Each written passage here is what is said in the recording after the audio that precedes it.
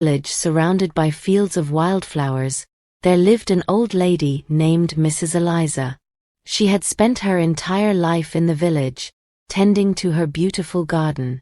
Her garden was the pride of the village, filled with vibrant flowers, fragrant herbs, and delicious vegetables. Despite her contributions, Mrs. Eliza often felt that her life was insignificant and mundane. She envied the adventurers who traveled the world and the inventors who created amazing new things. One sunny afternoon, while working in her garden, Mrs. Eliza noticed a young boy named Samuel watching her from the fence. His eyes were wide with curiosity. Hello there, Samuel," Mrs. Eliza greeted warmly. Would you like to help me with the garden?" Samuel nodded eagerly and climbed over the fence. As they worked together, Mrs. Eliza shared stories of her life in the village. She talked about the joy she felt in planting seeds and watching them grow, the satisfaction of harvesting fresh produce, and the happiness of sharing her bounty with her neighbors. After they finished, Samuel said, "Mrs. Eliza, your garden is magical. You make the village beautiful and keep us all fed and happy." Touched by his words, Mrs. Eliza smiled but replied, "Thank you, Samuel, but sometimes I feel my life is very ordinary compared to others." Samuel looked thoughtful for a moment, then said, "I want to show you something." He took Mrs. Eliza by the hand and led her through the village.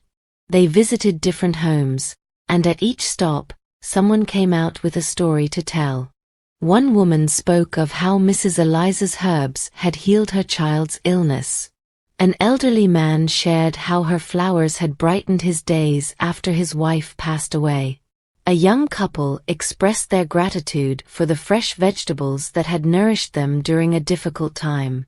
At the end of their walk, Samuel brought Mrs. Eliza to the village square, where a group of villagers had gathered.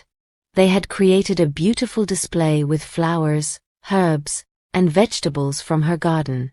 This is our way of saying thank you," Samuel said. "You've touched all our lives in ways you may not see, but we see it, and we are grateful." Tears filled Mrs. Eliza's eyes as she looked around at the faces of her neighbors, each one reflecting gratitude and love. She realized that her life was far from ordinary. Her garden was not just a collection of plants, but a source of life, healing, and joy for the entire village. From that day on, Mrs. Eliza embraced her life with a newfound sense of purpose and joy.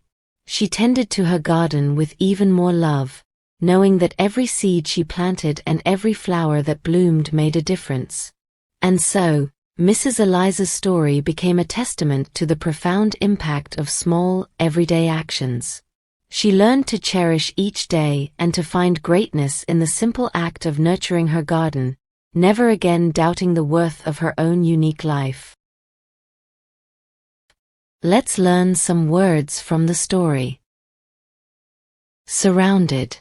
Being all around something. Example: the house was surrounded by trees. Wildflowers. Flowers that grow naturally without being planted. Example: the field was full of colorful wildflowers. Tending. Taking care of something. Example: he spent the afternoon tending his garden. Mundane. Very ordinary and not interesting. Example: she was tired of her mundane daily routine. Envied. Wanted what someone else has.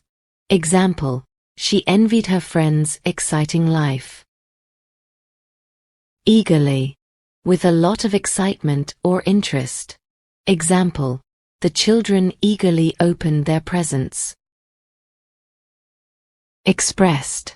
Showed what one feels or thinks. Example: she expressed her gratitude with a thank you note. Profound. Very great or intense. Example: her speech had a profound impact on the audience.